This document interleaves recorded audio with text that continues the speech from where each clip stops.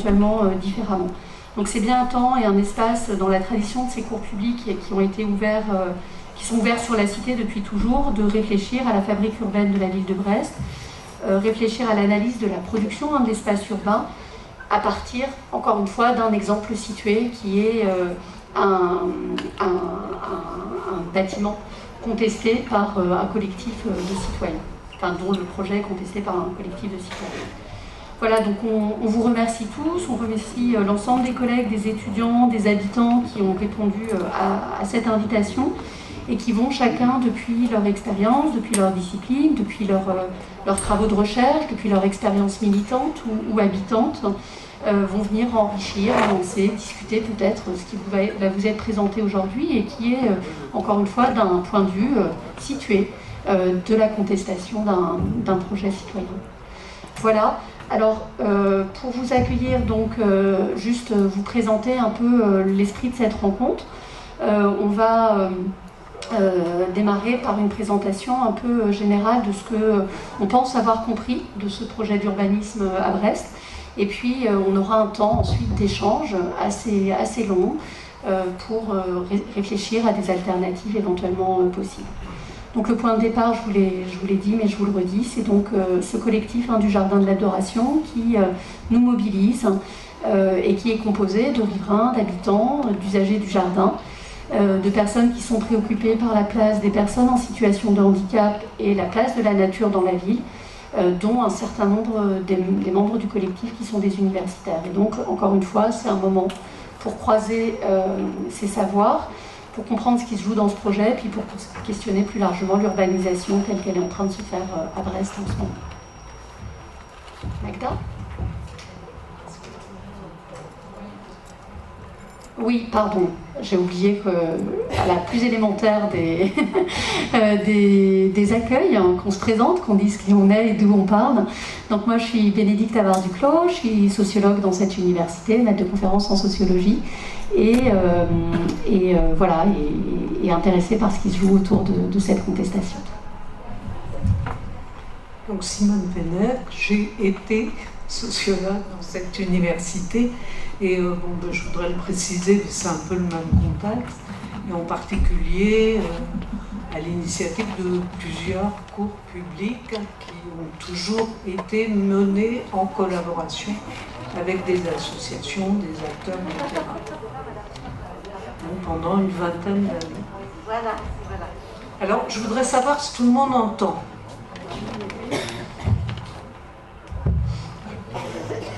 Je suis Lionel, je suis simplement riverain en fait, du projet.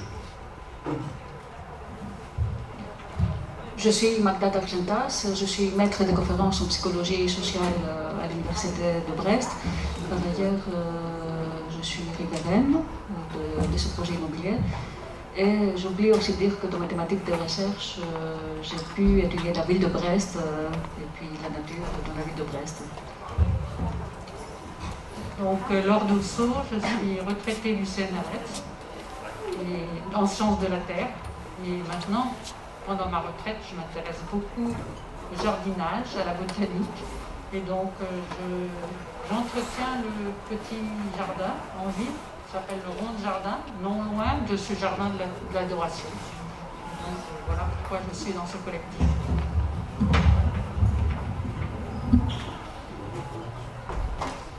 Donc, on va commencer à présenter un peu ce projet urbain tel qu'on l'a compris et tel qu'on l'analyse. Alors, le projet immobilier concerne une parcelle qui se trouve à côté de la rue de Glasgow. Là, vous voyez la rue de Glasgow telle qu'elle remonte depuis la mairie de Brest. Ici, on est à l'intersection entre la rue de Glasgow et la rue Côte-Arguevenne. Et la parcelle en question, c'est celle-là, entourée par la ligne rose, la ligne épaisse. Et donc, vous voyez qu'ici se trouve le bâtiment qui abritait en fait l'EHPAD de l'Adoration, qui a déménagé récemment. Et derrière cet EHPAD, il y a tout cet espace de jardin qui appartient donc à la même parcelle. Et donc, on est dans un site, en effet, où on est au cœur des Landes. Il y a la rue Henri Grouès, qui part de la rue Côte-Arguevenne, qui est une rue piétonne qui traverse l'îlot et qui va jusqu'à la rue Malakoff. Si vous arrivez à situer le quartier. On est ici, donc derrière il y a l'église Saint-Martin, il y a les Fauvettes, pour ceux qui connaissent les Fauvettes. Voilà, on est dans ce quartier en fait en plein Saint-Martin. Alors l'établissement en question, il s'agissait donc d'un établissement d'une EHPAD où il y avait 64 pour les résidents, 64 chambres, donc d'une dizaine de mètres carrés chacune. On est dans un bâtiment où il y avait environ 4000 mètres carrés d'espace, donc une grande partie d'espace commun. Et donc cette EHPAD était gérée initialement par la congrégation religieuse des Sœurs de l'Adoration, qui a fait une donation en 2010 à l'association Saint-Joseph, qui a commencé à gérer depuis l'EHPAD. Et donc c'est l'association Saint-Joseph qui a pris la décision de déménager donc l'EHPAD à la Bézélec sur un nouveau site, construit donc dans le site de l'ancien IFAC.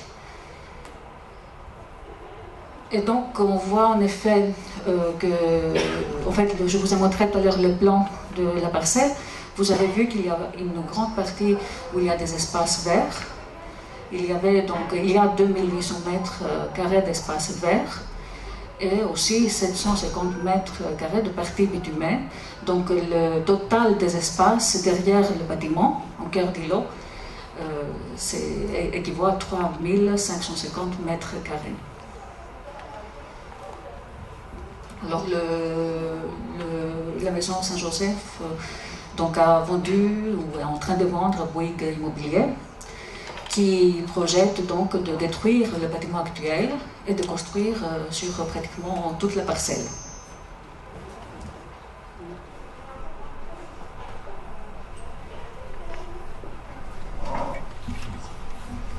Donc le projet tel qu'on le connaît, puisque en fait c'est un projet qui est aujourd'hui à l'instruction, le permis de construire est à l'instruction. Quand un projet est en permis de construire en cours d'instruction, on n'a pas accès à l'ensemble des informations. Donc les informations que l'on a eues, elles sont issues d'une réunion d'information organisée par la mairie au mois de juin 2021, puisque pour tous les projets de plus de 20 logements, la ville demande qu'il y ait de la part des promoteurs une information en fait, des riverains.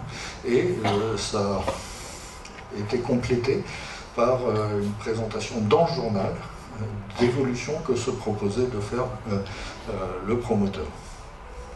Donc, aujourd'hui, il faut remonter, oui. Donc, vous allez voir, il y a quelques évolutions qui sont intervenues. Donc, aujourd'hui, le projet, c'est de démolir l'actuel bâtiment sur la rue de Glasgow et de construire 3 bâtiments qui sont en fait un bâtiment, qui est séparé en 3 plots, mais c'est le même bâtiment, qui fait quasiment 70 mètres de profondeur. Sur la rue de Glasgow, c'est un bâtiment qui fait rez-de-chaussée plus 5 étages plus attique, c'est-à-dire qu'en fait ça fait 7 niveaux. Sur le retour en lieu et place du jardin pour une grande partie, c'est R plus 4, donc 5 niveaux plus double attique, c'est-à-dire 7 niveaux aussi, c'est-à-dire le maximum de ce que permet en fait le PLU de la ville de Brest. Avec une surface construite d'environ 8000 m², c'est-à-dire le double de ce qui existait précédemment. Donc, vous avez là une vue qui avait été donc présentée par Bouygues Immobilier. Ce qui était l'immeuble sur la rue Glasgow, qui est démoli, remplacé par un immeuble qui est plus petit, qui permet la création d'une voie qui vient ouvrir en fait l'îlot et qui permet aussi de réaliser en cœur d'îlot cet ensemble-là, avec donc 7 niveaux. Et l'évolution du projet, à la suite des échanges qui ont pu avoir lieu après la réunion du 7 juin, c'est un toit terrasse, mais c'est pas du verre, hein, c'est un toit terrasse au 7e étage, donc pas de souci. Un toit terrasse végétalisé à cet endroit-là, quelques végétalisations à cet endroit-là, et un ajout d'arbres supplémentaires. Et un jardin partagé. Et effectivement un jardin partagé sur une partie de la parcelle qui donne sur la rue Quatergeven, qui est légèrement au-dessus de la rue Quatergeven, hein, de toute façon. Quand vous êtes dans la rue Quatergeven, vous ne voyez pas ce site-là. Et l'image du projet tel qu'il est aujourd'hui, après verdissement. Le verdissement, ça a consisté essentiellement à rajouter, je ne sais pas ce que c'est, du lierre qui grimpe éventuellement sur les 2 derniers niveaux. Donc on supprime la végétation au rez-de-chaussée, enfin pas au rez-de-chaussée, mais sur le terrain, et on essaye de la recréer 5 étages plus haut. Donc le projet de Bouygues, c'est une résidence senior, qui est donc non médicalisée, avec des services qui viennent se rajouter à la location des logements, resto, salle de fitness, animation, 116 appartements, de 30 à 40 mètres carrés en moyenne. Une grande partie sera quand même située plein nord, donc les gens auront de la lumière mais pas de soleil direct. Composée cette résidence essentiellement de petits logements, 93 T2, mais quand même 18 T3. Et a priori, mais tout ça c'est sous réserve en fait, des dispositions qui seront effectivement dans le permis, 25 places de parking pour les 116 logements. Parce qu'effectivement, la ville considère que les gens dans des résidences seniors n'ont plus de voiture. Alors, avant de continuer un peu cette présentation, voilà, là on vous a juste dit ce qu'on connaît pour l'instant du projet, et il me semble que ce projet pose la manière dont la fabrique ordinaire de la ville se réalise sur Brest, au moins sur 4 points. Alors il y en aurait probablement plein d'autres à discuter, mais ce qu'on a choisi de discuter avec vous aujourd'hui, c'est d'une part le fait que le projet laisse l'initiative aux promoteurs et a des enjeux qui sont des enjeux de fait de spéculation immobilière. C'est un terrain privé, on va y revenir, mais c'est donc des initiatives dont les pouvoirs publics disent que ça ne nous concerne pas. Deuxièmement, un projet où il n'y a pas de réflexion, qui me semble une réflexion un peu globale sur le devenir de la ville, donc on produit des projets en silo. Troisièmement, peu ou pas de concertation et de prise en compte des habitants. Et enfin, une vision qui nous semble être une vision complètement gestionnaire de la fabrique de la ville, qui atteste à la fois du manque de visibilité sur le long terme autour des enjeux des transitions et des transitions du développement durable, et puis d'une prise de la sensibilité au vivant. On emprunte ce terme-là à Baptiste Morisot pour dire combien, au fond, un arbre est peu de choses, ou une fleur est peu de choses, c'est-à-dire clairement n'est pas considéré comme faisant partie d'un monde vivant commun. Donc c'est ça qu'on va un petit peu détailler avec vous. Donc je redonne la parole à Lionel pour cette question justement de... Les appartements, c'est des appartements accès à la propriété ou c'est de la location? On y arrive. Hein. Okay. En fait, ce sont des résidences seniors, et on va aussi parler d'un autre type de résidence qui fleurissent sur Brest, qui sont les résidences étudiantes. Ce sont en fait des opérations montées par des promoteurs qui bénéficient de dispositions fiscales intéressantes. C'est-à-dire qu'en fait, les propriétaires vont acheter en fait, ces appartements et s'engagent à les mettre en location. Donc c'est des logements qui ont, pendant la durée de l'engagement des propriétaires, vocation à être loués 9 à 10 ans. Oui. Voilà. Et c'est des produits de défiscalisation en fait. Hein. Donc les acquéreurs, ça peut être un dentiste à Bordeaux, un chirurgien à Grenoble, il n'y a pas forcément de lien, hein, c'est commercialisé dans des circuits bancaires. Et ça vaut pour des résidences seniors, des résidences étudiantes, voire même des résidences affaires, qu'on trouve également sur Brest. Donc c'est vraiment des projets privés, et c'est les privés qui portent en fait ce type de production urbaine. Un PLU peu contraignant. Effectivement, le PLU, vous l'avez vu, permet de monter à 7 niveaux en centre-ville, c'est quand même relativement conséquent. On commence à voir quelques opérations de ce type-là. Alors elles sont récentes, elles ne sont pas toutes sorties, mais vous pouvez commencer à regarder les immeubles récents et à mesurer leur intégration dans la ville lorsqu'ils font ce niveau. Les résidences seniors, les résidences étudiantes, on va voir un peu sur une cartographie le nombre de projets que l'on a. Oui, voilà, deux types de projets, un qui vient d'être livré dans le quartier entre Saint-Martin et Saint-Luc. C'est une résidence étudiante. Et une autre résidence étudiante en cours de construction par Bouygues Immobilier, qui est située juste au-dessus du Puy de l'Homme. Au-dessus de Kelly-Verzan, au-dessus du Puy de l'Homme. Celle-là.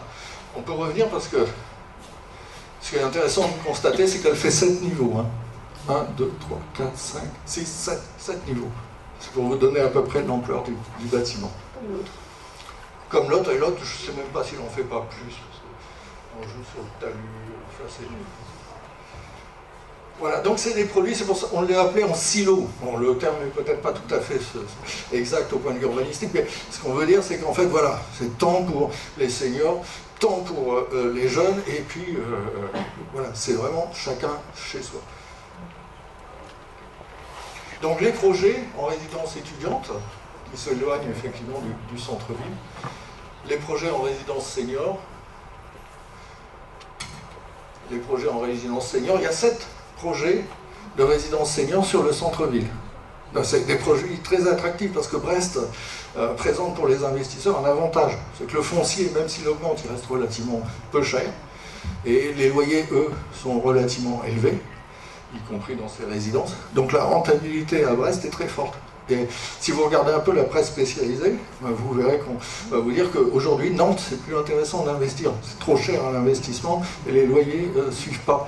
Alors qu'à Brest, vous avez encore une très bonne rentabilité. Donc c'est comme ça qu'en fait, ils vendent ces produits. Et du coup, comme la ville est intéressante, vous avez une multiplication de ces projets.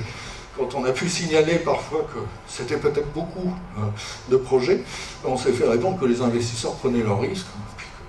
On verrait bien si ça se remplit ou ça se remplit pas. C'est peut-être pas aussi simple parce qu'effectivement, si ça se remplit pas, il y aura des changements de destination à prévoir, il y aura d'autres usages qui vont prendre la place et ça veut dire aussi d'autres conséquences au point de vue urbain et au point de vue fonctionnement urbain des quartiers. Donc c'est quelque chose qui devrait être envisagé par la collectivité, pas simplement laissé au bon vouloir des promoteurs, notamment donc dans la vie future de ce bâtiment. Merci Lionel. Du coup, on va revenir un peu plus sur cette idée du vieillissement en ville. Et donc cet urbanisme en silo avec l'idée en effet qu'on produit de la ville pour des groupes sociaux identifiés, soit par leur âge et ou par leur capacité financière.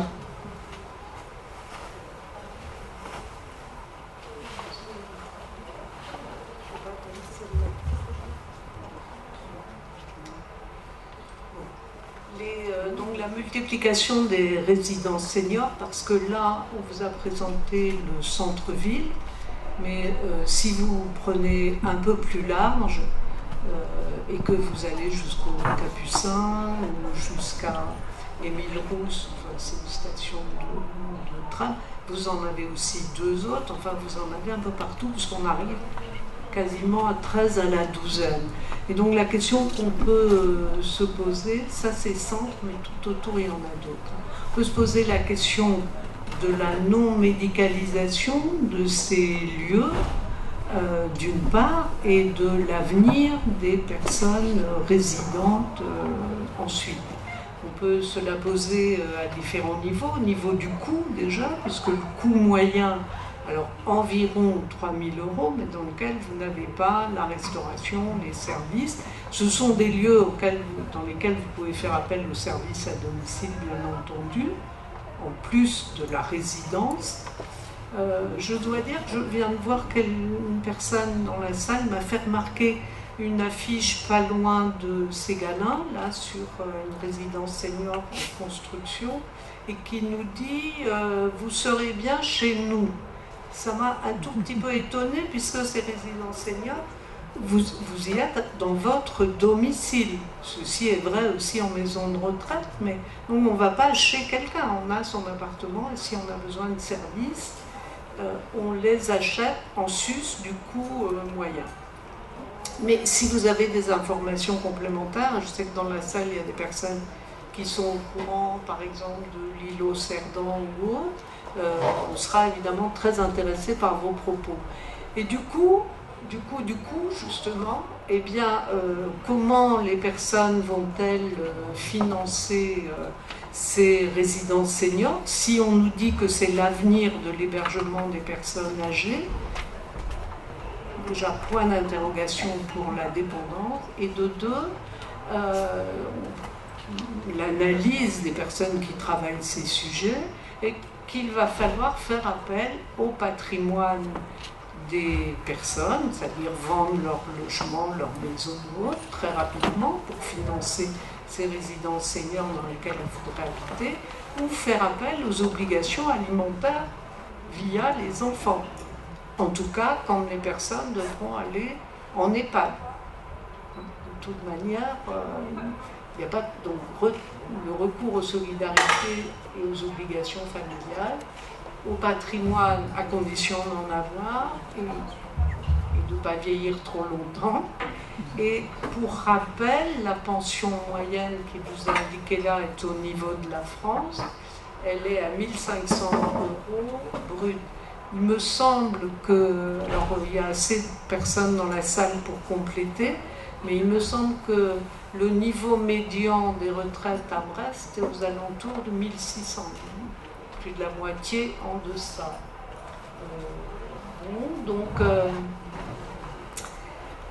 Alors imaginons que nous allions tous en résidence senior et qu'on soit bien chez eux.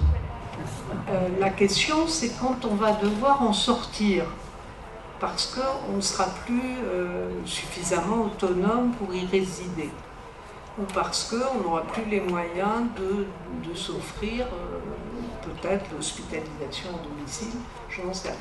Bref, est-ce que, je vais reformuler, avoir le développement des résidences seniors, puisqu'on dépasse la dizaine, il faut avoir en même temps en tête la fermeture de maisons de retraite. On a fermé une maison de retraite avenue Gambetta, rue Gambetta, on vient d'en fermer une rue de Glasgow, et on sait que la troisième, la dernière maison de retraite du côté de Branda serait aussi en voie de départ vers ailleurs. Donc, est-ce qu'on est en train de sortir toutes les maisons de retraite de la ville? Vous avez certainement vu aussi dans la presse le départ annoncé de Delcourt-Ponchelet vers Beauharts. On peut se poser la question, me semble-t-il, et la contester, d'un retour vers une version asilaire, puisqu'on nous parle de 400 lits, et on revient aux lits et non plus au logement, pour les personnes âgées dépendantes.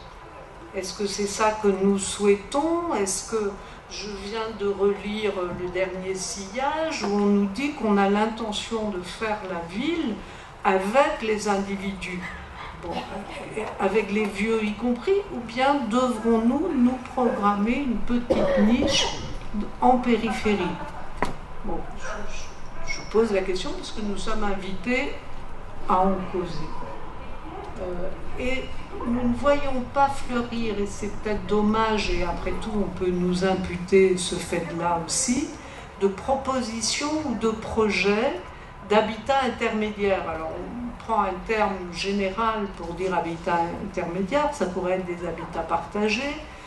Je crois qu'on a dû marquer peut-être ailleurs des colocations étudiants, seniors ou adultes seniors. Il y a des exemples dans d'autres villes et il y a des exemples aujourd'hui aussi dans le Finistère en milieu rural, où on essaie de regrouper des populations avec des services communs. Voilà, donc pourquoi rue de Glasgow n'inventerait pas une formule étudiants, personnes dépendantes âgées? Pourquoi Brest, je ne suis pas pour la multiplication des vitrines, mais nous aurions une vitrine avec un projet à montrer en la matière, intergénérationnel, puisque c'est un joli mot de pub, on serait content.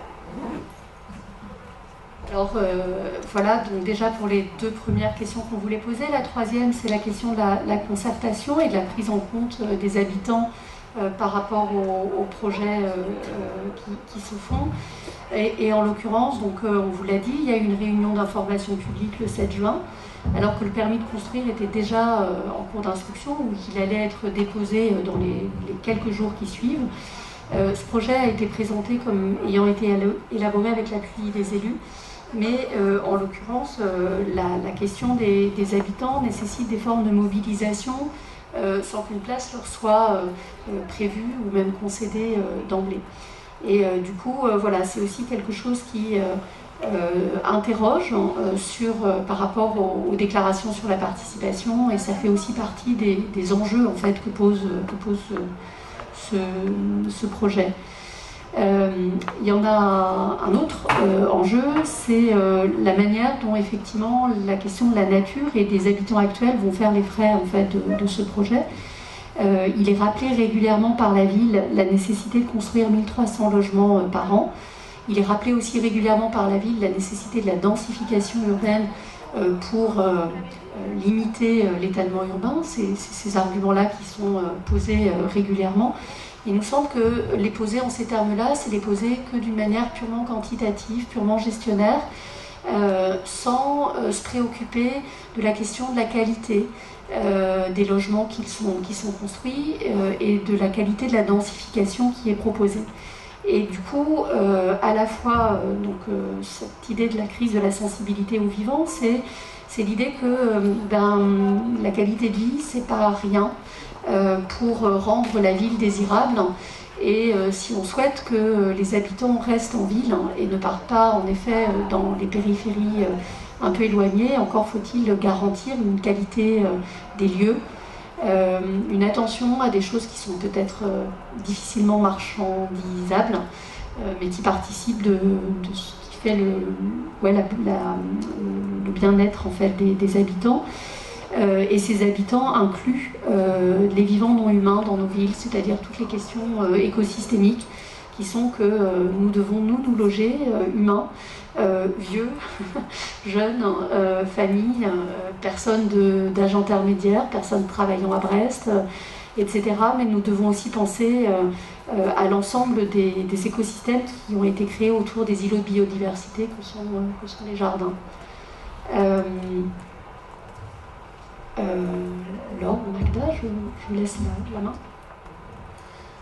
On peut aussi répéter que les décisions qui sont faites en termes d'urbanisme s'opposent aux recommandations et puis aux résultats des études expertes qui sont pour certaines communautés, en fait celles qu'on va vous montrer, elles sont toutes commanditées par Brest Métropole. Là par exemple, on peut renvoyer aux résultats d'une étude de la DEPA qui a été faite avec notre université et dont les résultats ont paru en 2019 sur les représentations de la nature en ville, où en fait on s'est intéressé à ce que pensent les habitants de Brest par rapport au centre-ville et la présence de la nature en centre-ville. Et en fait, cette étude, dans les conclusions de cette étude, il y avait 97% des participants qui souhaitaient plus de nature en ville, et notamment en centre-ville. Et donc, il y avait dans ces résultats, il y avait la grande majorité des participants qui insistaient concernant l'image négative de la ville, qui est liée, entre autres, au manque de nature. Et donc, donc l'idée c'était de demander plus, les participants demandaient plus de nature, c'est qu'il liait à leur bien-être. Plus de nature leur apporterait plus de bien-être. Donc on a une première étude ici de la DEPA qui avait été commanditée en partie par Brest Métropole et qui a servi aussi à la communication en fait de Brest Métropole concernant la nature en ville et la revalorisation de la nature en ville. On peut aussi renvoyer aussi au plan guide de Paola Vigano, travail encore commandité par Brest Métropole. Donc Paola Vigano s'est concertée pendant plusieurs années avec les habitants de Brest. Elle a aussi fait un séjour d'une année qui lui a permis d'étudier en profondeur la ville de Brest. Et là, donc c'est un travail qui est complexe, qui est très riche en termes de conclusions, mais parmi les principales conclusions de Paola Vigano, c'était qu'il fallait augmenter les espaces perméables, il fallait débitumer les parkings, par exemple, qui sont très nombreux, en cœur d'îlot, dans le centre de ville, et puis améliorer la qualité de la ville, entre autres en augmentant la nature en ville. Et elle s'est particulièrement intéressée à tout le centre Brest, notamment Siam, mais allant jusqu'au haut du quartier Saint-Martin.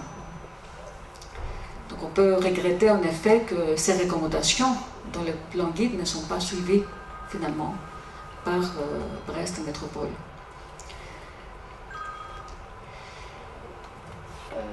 Laure, tu prends la suite? Je continue. Concernant donc les enjeux en effet de transition et de développement durable, on se demande en tant que collectif pourquoi cette décision est prise alors que le bâtiment, il s'agit d'un bâtiment d'intérêt d'un point de vue urbanistique, il s'agit d'un bâtiment qui a une valeur patrimoniale. Pourquoi ce bâtiment n'est pas rénové alors qu'il a un volume très important de 4000 m²? Il pourrait être réaménagé très facilement